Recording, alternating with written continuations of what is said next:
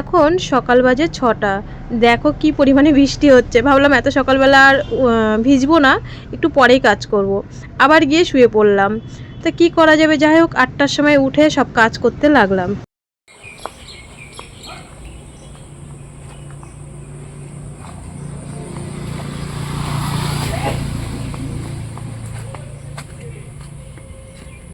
আটটার সময় একবারে চাটা বসিয়ে, একপাশে চা বসিয়েছি, একপাশে ভাত বসিয়েছি। বাবাকে চা দিয়ে এসে চা খাওয়া হয়ে গেছে।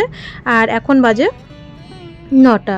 মানুকে ভাত দিয়ে দেবো, বাবাকেও ভাত বেড়ে দেবো, কারণ বাবা তো গরম গরম খেতে পারে না। তো কী রান্না করব, দেখছি কি একটু রোদ উঠেছে। রোদ যখন উঠেছে সব কাজ তো করতেই হবে। তা ভাত বেড়ে দিলাম বাবাকে। এই 9টা বাজে ভাত বেড়ে দিয়েছি, খাবে 10টা সাড়ে 10টা, কারণ একদম ঠান্ডা না হলে খেতে পারে না। ডাল আর ডিম আমলেট করেছিলাম। তার মধ্যে মানু জানো কী হয়েছে, আমি ভাত বাড়ছি আর ও ধাপ করে পড়ে গেছে। দোকানে গেছিলো, দোকানের সামনে যেহেতু একটু রোদ উঠেছে, ঘর থেকে তো খেতে বের করি না কোনো সময় বৃষ্টি হলে। তা এখন যেহেতু বৃষ্টিটা নেই, তাই ও রাস্তায় গেছিলো, আসতে নিয়ে ও পড়ে গেছে। আর মানু বলছে হ্যাঁ, ও দাদুকে আর কি বলছে পড়ে গেছে, তো ওর লেগেছিলো খুব পায়ে। ও দাদুকে বলছে হ্যাঁ তুমি খালি বস্তা দাও, বস্তা দাও, কেমন লাগে বাড়িঘর দেখতে। তা যাই হোক আর কি করা যাবে, আমি বুঝিয়ে শুনিয়ে খাইয়ে ওকে বললাম ঘরে গিয়ে পড়তে বস, বাবাকেও ভাত দিয়ে এসি। আর যে একটু রোদ উঠেছে, 2 দিনকার জামা কাপড় ছিল, ভীষণ বৃষ্টি হয়েছে 2 দিন, তোমরা দেখেছো আগের ভিডিওতে। তা জামা কাপড় তো শুকায়নি, ভেজা ওইভাবে দলা করা ছিল, তা দেখছি গন্ধ হয়ে গেছে। ভাবছি আজকে যেহেতু রোদ উঠেছে, এগুলো তাড়াতাড়ি ভিজিয়ে কেচে দিই। শুভ সকাল বন্ধুরা, নতুন সকালে নতুন শুভেচ্ছা জানিয়ে আরও একটি ভিডিও শুরু করলাম। আশা করি যে যেখানে আছো ভালো আছো, সুস্থ আছো। আমরাও তোমাদের আশীর্বাদে, প্রভুর আশীর্বাদে মোটামুটি আছি। মানুষ ওই মাঝে মধ্যে দাঁতে যন্ত্রণা করে, আর না হলে নর্মাল তোমাদের আশীর্বাদে, প্রভুর আশীর্বাদে এখন মোটামুটি আছে। তো এদিকে জামা কাপড় কাচতে কাচতে ঘোষ চলে এসে মানুষ জন্য এখন দুধ আনতে যাব। দুধটা ঠিক এই 10টা সাড়ে 10টার দিকেই আসে। দেখো সেই সকালবেলা যে 8:30 অবধি বৃষ্টি হয়েছে, এখনও কাদা হয়ে রয়েছে ওইভাবেই। সব তো মানে ভিজিয়ে ফেললাম, জানি না শুকাবে কি না শুকাবে। তা আগে ভাবছি মানুরগুলো আগে ধুয়ে দিয়ে আসি। ওর জামা প্যান্ট আছে, তবুও মনে হচ্ছে যে আগে ওরগুলো ধুয়ে দিয়ে আসি। 2 দিন ধরে বৃষ্টিতে গন্ধ হয়ে গেছে। আর আমাদেরগুলো একটু মানে আমারগুলো পরে ধুই, বিছানার চাদর। আর বিছানার চাদর তো হয় বেশি, সেটা তো আর বলার মধ্যেই না। খুব তাড়াতাড়ি কাজ করছি, কারণ রোদটা যদি চলে যায়। বলতে বলতে যেই কথা সেই কাজ। মানুর মানে জামা কাপড় কটা কাচতে কাচতে এত জোরে বৃষ্টি নেমে গেছে, আর বাদ বাকি জামা কাপড়গুলো কাচতেই পারিনি, মানে একদম মেলে সুমুর পাইনি যে ওইগুলো কেচে নিয়ে আসি। ভাবছি কাচতে যাবো, দেখো ঝড় মানে হাওয়া ছুটে গেছে, আর আকাশ পুরো অন্ধকার হয়ে গেছে, সঙ্গে সঙ্গে বৃষ্টি নেমে গেছে।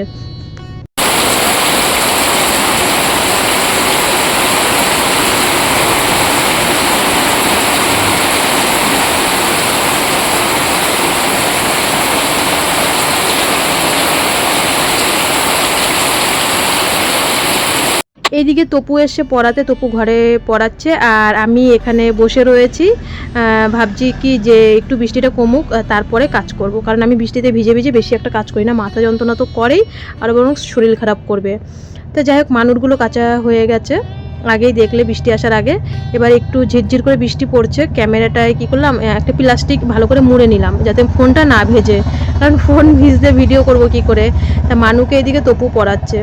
আর সত্যি কথা বলতে মানুর যে তপু ওকে যে পড়ায়, তপু একদম পড়া আদায় করে নেয়। ও বলে দেখ বোন, আমি হচ্ছে অন্য মানে মাস্টার মশাইদের মতন না, যে আমি ওই ঘড়ি দেখে আসবো 1 ঘন্টার মধ্যে তুই পড়া পারলে পারবি, না পারলে না পারবি, আমি চলে যাব। যদি কোনো স্টুডেন্ট মানে পড়া না করে, তপুর কথা হচ্ছে, আমি পড়া আদায় করে নিই। সে যদি পড়াটা না করে, আমি বসে থেকে সেই পড়া করাবো, তারপরে পড়া নেব। তপু মানে এতক্ষণ প্রায় তপু 10:30টার সময় ঢুকেছে, আর আমাদের ঘর থেকে প্রায় 1:10 ও ঘর থেকে গেছে। 2-2.5 ঘন্টা ও পড়ায়, মানে নিচে তো 1-1.5 ঘন্টা পড়াবেই।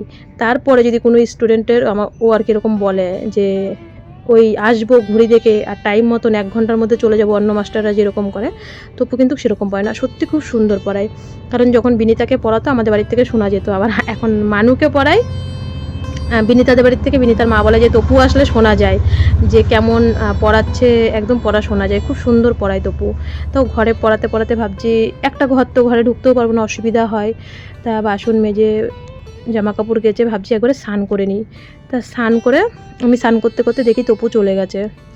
তা তা যেহেতু স্নান করা হয়ে গেছে, এখন বাসনগুলো নিয়ে আসবো আর জামা কাপড়গুলো মেলবো। তা মানুকে বললাম তুই তাড়াতাড়ি স্নান করে নে, 1:10 বেজে গেছে। মানুকে আবার ওষুধ দিলাম, তার মাঝখানে জল দিলাম, যেই পড়ার থেকে উঠলো। জামা কাপড় কটা মেলে আমি বললাম তুই স্নান করে আয়, আমি বাবা স্নান করতে গেল। তাই আমি বললাম যে একবারে ডালটা গরম করলাম, একটু ভাত করলাম আর ডিম আমলেট, সকালবেলা আলু ভাজা করেছিলাম, ডিম আমলেট করেছিলাম, ওটাই ছিল আর কি, শুধু ডালটা গরম করেছি, আজকে রান্না করিনি দুপুরবেলা। তা এই যে মাঝে মধ্যে তোমাদেরকে বলি না যে আমার কেউ ক্যামেরা ধরে দেয় না, দেখো মানুষ একটু ক্যামেরা ধরে দিয়েছে, তাও একা বেকা ঠিক করে করেনি। আমি যখন এডিটিং করছি ভিডিও, আমি তখন বলছি যে কীভাবে তুই ক্যামেরা ধরেছিস, সে তো মানে আমার নিজের করাই ভালো ছিল, এর জন্য আমি মানুকে বলিও না। তো এখানে মানুকে খাইয়ে তারপরে আমি ভাত খাবো। তা ওর বাপির সাথে মনে হয় ফোনে কথা বলছিল, আর আমি জানলা দিয়ে বলছি আয় আয়, ওর বাপির সাথে ফোনে আর কি। ওর বাপি এই 1:30টার সময় খেতে যখন নামে নিচে, তখন ফোন করে, আর সকালবেলা ফোন করে, আর রাত্রিবেলা তো রুমে গিয়ে তারপরে আবার ফোন করে, 3 টাইম ফোন করে। আর মাঝে মধ্যে কোনো দরকার থাকলে তাহলেই ফোন করা হয়, না হলে কোনো করা হয় না, নাহলে 3 টাইম, সকালবেলা, দুপুরবেলা আর রাতের বেলা। তা মানু আজকে সেরকম একটা ভালো খায়নি, কারণ ডিম আমলেট আর ডাল আলু ভাজা এই দিয়ে তো ওনার খাওয়া জোটেনি।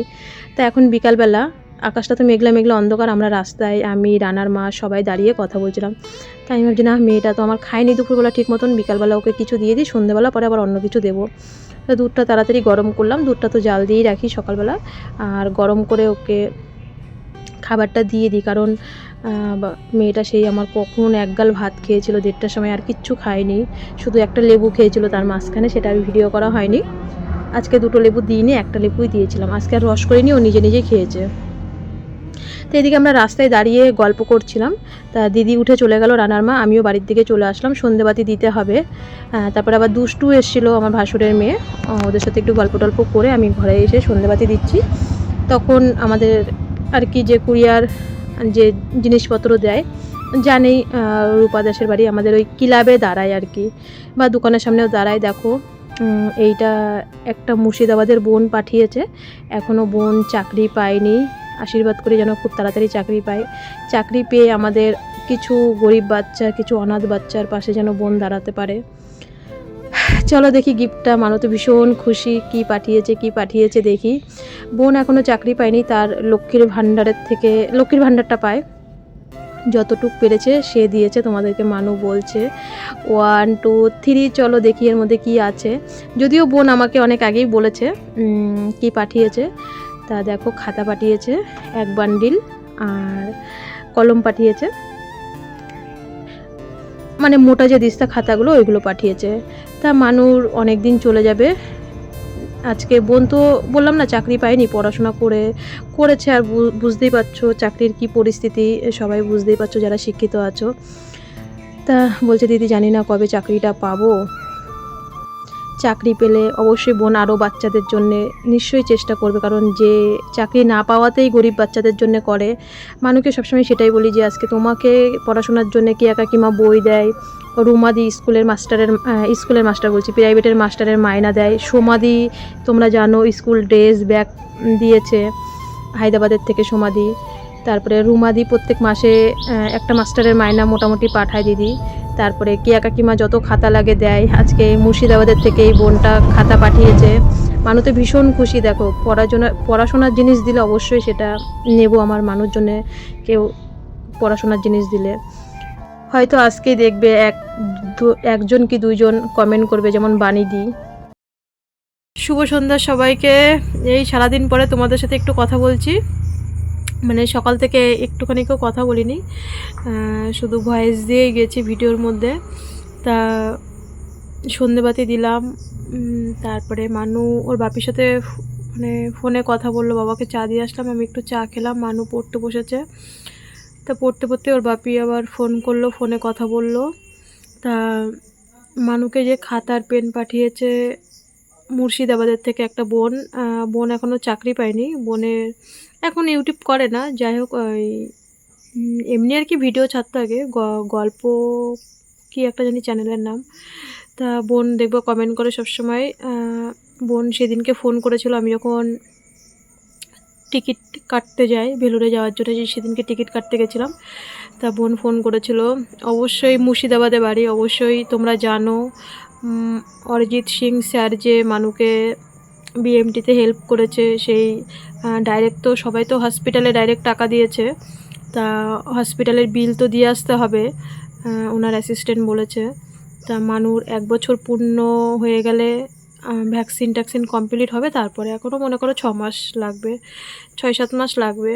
তা বলেছে যবেই হোক আমরা যতবার ডাক্তার দেখাতে যাই ততবারই ওনার অ্যাসিস্ট্যান্টে বলি, মানে আমাদের রিপোর্টে কি আসে না আসে অবশ্যই এটা আমাদের জানানো কর্তব্য, কারণ ওরা তো ব্যস্ত মানুষ, ওরা তো আর মেসেজ করবে না আমাদেরকে। আমি যতবার ডাক্তার দেখাতে যাই ততবারই মেসেজ করি। আগে উনি মেসেজ করতো বিএমটির সময়, বিএমটির পরে তারপরে এই 2 টিপে আমি নিজে উপর যেচে আর কি মেসেজ করি ওনাদেরকে, যে রিপোর্ট ভালো বা কী কিছু এরকম বলি, যেটা তোমরা ভিডিওতে দেখো সেটাও ওনাকেই বলি। তা যখন অবশ্যই স্যারের বাড়ি যাব, তো যেতে তো হবেই, বিলগুলো তো দিয়ে আসতেই হবে, একটা দায়িত্ব। তা ভ্যাকসিন দেওয়া হয়ে গেলে তো দিয়ে আসতে হবে বিলগুলো। তা মানুকে তো নিয়ে যাব, যাকে দিয়েছে যার ট্রিটমেন্টের জন্যে, যে একটা নতুন জীবনে শুধু অরিজিৎ সিংই স্যারই এগিয়ে এসেছিলো। কারণ দেখো ওই সব থেকে সত্যি কথা বলতে, আমি তোমাদেরকে আগেও বলেছি, আমার আরও 2 বছর আগেই বিএমটিটা হয়ে যেত, কেউ আমার একটা ভিডিও পোস্ট করেনি, কত লোকের পায়ে ধরেছি, সবসময় বলি ভিডিওর মধ্যে। তা হচ্ছে আমাদের হাবড়ায় একজন গায়ক আছে, তোমরা নাম কেবলই ফেসবুকে তার একটা ভিডিও দেখছিলাম, তাই না বাবা? কেবলই আমি একটু ফেসবুকে সারাদিন পরে একটু ফেসবুকটা অন করেছিলাম, চা খেতে খেতে তারই দেখছিলাম। তা ওনার বাড়িতে 2 বছর ধরে গেছি, কেউ মানে আমার একটা ভিডিও পোস্ট করেনি, কেউ না। যেমন এই যে অস্মিকা, ঋদ্ধিকা, ওরা একদম যেমন ভাইরাল হয়ে গেছে, তার কত আগে আমি আর কি মানে একটা ভিডিও করেছেন, আজ থেকে 3 বছর আগের কথা, 23 সাল থেকে সবাইকে বলছিলাম একটা ভিডিও পোস্ট করো, কেউ করেনি, কেউ না। শুধু রাখি দেবনাথ একটা ফেসবুকে করেছিল, আর কেউ করেনি। প্রচুর লোকের কাছে গেছি, শুধু আমাকে একমাত্র সাহায্য করেছে। আমি টোটালে 34টা চিঠি ছেড়েছিলাম সবার কাছে, সব হিন্দি বাংলা সব ফিল্ম স্টারদের কাছেই চিঠি ছেড়েছিলাম, সব খেলোয়াড়দের কাছে। তার মধ্যে শুধু স্যারই আমাকে হেল্প করেছে, অরিজিৎ সিং স্যার, আর কেউ করেনি। কারণ থ্যালাসিমাদের বেশি একটা কেউ হেল্প করতে চায় না। যেমন অস্মিকা, ঋদ্ধিকা, ওরা যেমন ভাইরাল হয়ে গেছে, স্যার জানতো যে ওদের জন্য সবাই আছে, কিন্তু আমাদের থ্যালাসিমাদের জন্য সেরকম বেশি একটা নেই। আর সবথেকে বড় কথা হচ্ছে, আমার বিএমটির পরে এখন দেখছি প্রচুর পরিমাণে ক্যান্সার বলো বা থ্যালাসিমাদের বলো, প্রচুর পরিমাণে এখন আমি বিএমটিটা দেখছি। যাই হোক, আমার ভিডিওর থেকেও কেউ যদি উৎসাহিত পায়, অবশ্যই প্রত্যেকটা বিটা থ্যালাসিমা মেজরদের জানা উচিত যে কোনো ওষুধেই তাদের কাজ করবে না, বন মেরু ট্রান্সপ্লান্ট ছাড়া তাদের কোনো ওষুধই কাজ করবে না, সব মায়েরা এগিয়ে আসবে। আর যাই হোক, বোন গিফট পাঠিয়েছে, আমি তো ভীষণ খুশি। মেয়ের মানে খাতা পেন দিয়েছে, 2 মাস হয়ে যাবে যা দিয়েছে। বোন এখনও চাকরি পায়নি, হচ্ছে ওই লক্ষ্মীর ভাণ্ডার থেকে যেইটুক পায় সেইটুক থেকেই তার সামর্থ্য মতন সে পাঠিয়েছে, এই আর কি। তা বোনের সাথে অনেক কথা হয়েছিল, আগেই হয়েছিল আমাদের, তা অনেক আর কি টিউশনের ব্যাপারে, প্রাইভেটের ব্যাপারে অনেক কথা হয়েছিল। তা যাই হোক, এখন হচ্ছে কটা ভাত বসাবো 8:30 বাজলে, তারপরে ভাত বসাবো। তা বোন হচ্ছে এই জিনিসটা পাঠিয়েছে, মানুষ প্রায় 2 মাস হয়ে যাবে, 2 মাস আমার আর খাতা পেন কেনার দিকে নজর দিতে হবে না, এটাই আর কি। তা যাই, তোমাদের সাথে কথা বলে এদিকে ভাত বসিয়ে দিয়ে এসেছি, ডিম সিদ্ধ, আলু সিদ্ধ। আর এই লতিগুলো 4-5 দিন হয়েছে, সেই অনিমার ভাই দিয়ে গেছিলো, এই লতি দিয়ে যায় আর দোকান থেকে খাবার খাই। এবার এগুলো যদি রান্না না করি তাহলে ওর দাদু আর কি রাগ করবে। তা আমি সত্যি কথা বলতে মানে কচু জাতীয় জিনিসটাই আমি ধরতে পারি না, সবসময় বলি ঘ্যাটকল বলো বা লতি বলো, এই যে ধরেছি আমার যে হাত যে কী চুলকিয়েছে জানি না, কালকে রান্নার পরে জলের লতি এখন চুলকাবে কি না চুলকাবে। যাই হোক, এটা দিয়ে কালকে আমার একবেলা রান্নাও হয়ে যাবে। তাই এগুলো প্রায় 1-2 ঘন্টা লেগেছে কাটতে কাটতে। তো এগুলো বসে কেটে নিলাম। আর রাত্রিবেলা ডিম সিদ্ধ, আলু সিদ্ধ, ভাত, আর কিছু করিনি। রাতের খাবার তো গরম গরম, আর 3 বেলায় তো আমার গরম গরম রান্না করতে হয়। তা আমি বাবাকে ভাত দিয়েছি, মানুকে বললাম আয় আমি তোকে খাইয়ে দিই। তা মানু বলছে তুমি যদি খাইয়ে দাও, আমি খাইয়ে দিলে না ও 2টো বেশি ভাত খেতে পারে, ওই কথা বলে সবসময়। না হলে ও নাকি হাত দিয়ে খেলে ওর বলে পেট ভরে না। তা মানুকে এটাই বোঝাচ্ছি, ভাত বাড়ছি আর বলছি আজকে তোর পড়াশোনার জন্যে সবাই দিচ্ছে, তুইও নিজেকে এমনভাবে তৈরি করবি। দেখো বলি সবসময়, ওকে সবসময় বোঝাই, কিন্তু জানি না হবে কি না আর আমি পারবো কি না। তা আমি বলি আজকে তোকে সবাই পড়াশোনার জন্য খাতা পেন বই দিচ্ছে, তুইও একদিন নিজেকে এমনভাবে তৈরি কর, তুইও যেন অনাথ আশ্রমে তারপরে কত গরিব আছে যারা পড়াশোনা করতে পারে না, তাদের পাশে গিয়ে যেন দাঁড়াতে পারিস এইটুকু তোর কাছে আশা করি তোর কাছে। আর আমরা মা বাবা হয়ে আমি অন্তত কিচ্ছুই আশা করি না ওর কাছে, যে আমাদেরকে খাওয়াবি পড়াবি, আমাদের চিন্তা করতে হবে না। এরকম আমার থেকে আরও গরিব আছে, আমার মতন গরিব আছে, যেই সব বাচ্চারা পড়াশোনা করতে চায় কিন্তু অভাবের জন্য তারা পড়াশোনা করতে পারে না। সবসময় ওকে এটাই বোঝাই, চেষ্টা করি সবার সাথে ভালোভাবে কথা বলতে। সবসময় আমি ভিডিওতে একটা কথাই বলি, এর জন্যে আমি ভিডিও করতে পারি বা না পারি, নিজের সন্তানকে আগে টাইম দিই, তাকে ভালোভাবে বোঝাই দিন রাত 24 ঘন্টা, যে আমার ভিডিও করা পরে, আগে আমার হচ্ছে মেয়েকে বোঝানো, সব কিছুর দিক দিয়ে কমপ্লিট করা হবে, তারপরে আমার ভিডিও করা হবে। যখন পারবো তখন দেব, আর যতটা পারবো ততটাই তোমাদের সাথে শেয়ার করব। তা ওটাই বলছে, ওই যে মাসিমণি যে খাতা দিয়েছে সেটাই বলছে, জানো তো আমার একটা মুর্শিদাবাদের মাসিমণি খাতা দিয়েছে, কেমন হয়েছে অবশ্যই তোমরা কমেন্টে করবে, আমি ভয়েসটা কেটে দিয়েছি। আর বোনও তো আজকে দেখবে, অবশ্যই কমেন্ট করবে, রোজই আমাকে মোটামুটি কমেন্ট করে। তা এই খাওয়া দাওয়া কমপ্লিট, এখনও মানুর মাউথ ওয়াশ করাতে হবে, ওষুধ দিতে হবে। এই আমার শুতে 11:30 12টা বেজে যায়, বিছানা টিছানা করতে, মশাই টশাই টাঙাতে। তারপরে বইগুলো তুলে নিলাম। যাই হোক বন্ধুরা, আজকের ভিডিওটা এখানেই শেষ করলাম। সবাই ভালো থেকো, সুস্থ থেকো, কাল কিন্তু আবার দেখা হচ্ছে।